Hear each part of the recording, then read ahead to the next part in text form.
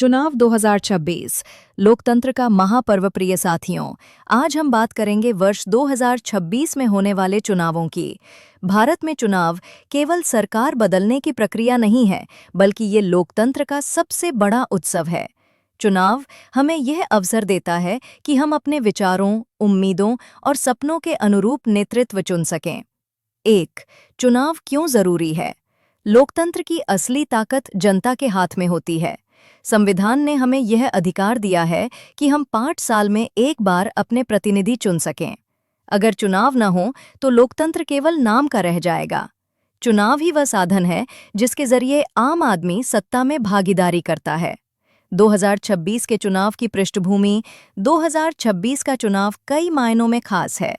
एक ओर ये आम नागरिकों की उम्मीदों की कसौटी होगा, तो दूसरी ओर यह राजनीतिक दलों की नीतियों और रणनीतियों की परीक्षा भी होगा।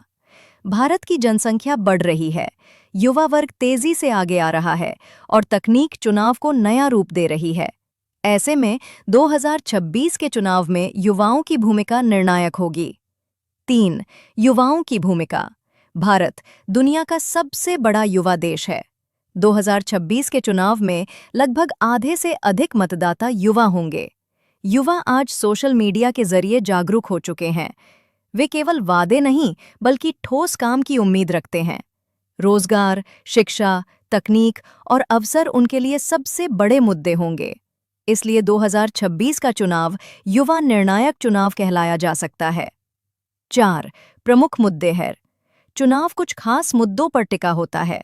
2026 में निम्नलिखित मुद्दे मुख्य रहेंगे। 1.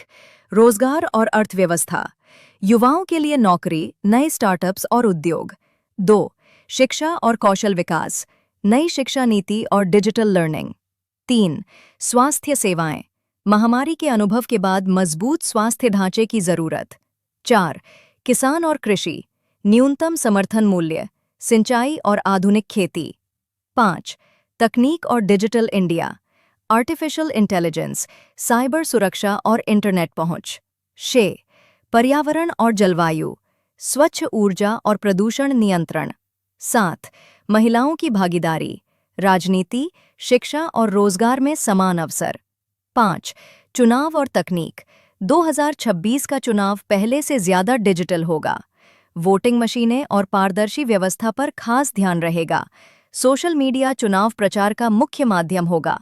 फर्जी खबरों और भ्रामक सूचनाओं पर रोक। 6. राजनीतिक दलों की रणनीति है। दल अपने घोषणापत्र में बड़े बड़े वादे करेगा।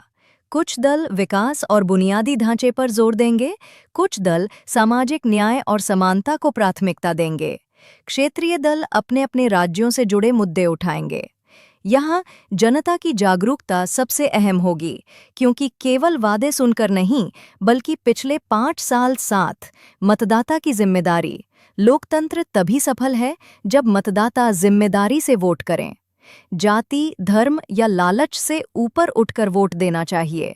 सही उम्मीदवार चुनना ही लोकतंत्र की असली सेवा है। मतदान केवल अधिकार नहीं, बल्कि कर्तव्य भी है। 2026 में ये जरूरी होगा कि लोग बड़ी संख्या में मतदान करें, ताकि मजबूत सरकार बन सके। 8. चुनाव आयोग की भूमिका। भारत का चुनाव आयोग पूरी दुनिया में सबसे विश्वसनीय संस्थाओं में गिना जाता है। 2026 में भी आयोग की जिम्मेदारी होगी कि निष्पक्ष और शांतिपूर्ण चुनाव कराएं। नए तकनीकी उपायों से पारदर्शिता और सुरक्षा को और मजबूत किया जाएगा। आचार संहिता का सख्ती से पालन भी महत्वपूर्ण रहेगा। 9. चुनाव और सामाजिक एकता। चुनाव में अक्सर जाति और धर्म का इस्तेमाल वोट पाने के लिए किया जाता है, लेकिन असली जरूरत ये है कि 2026 का चुनाव विकास, शिक्षा और रोजगार जैसे मुद्दों पर लड़ा जाए। समाज को ये समझना होगा कि बंटवारे की राजनीति हमें कमजोर करती है, जबकि एकता हमें मजबूत बनाती है। 10. भविष्य की राह।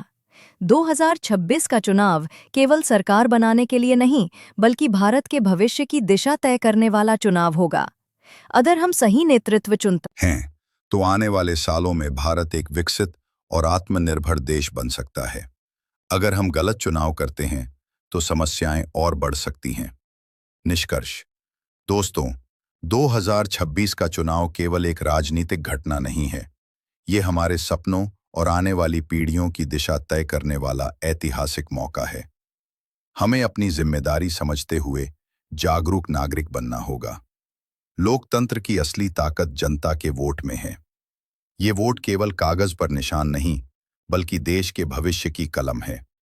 इसलिए 2026 के चुनाव में हर नागरिक को समझदारी, जागरूकता और ईमानदारी के साथ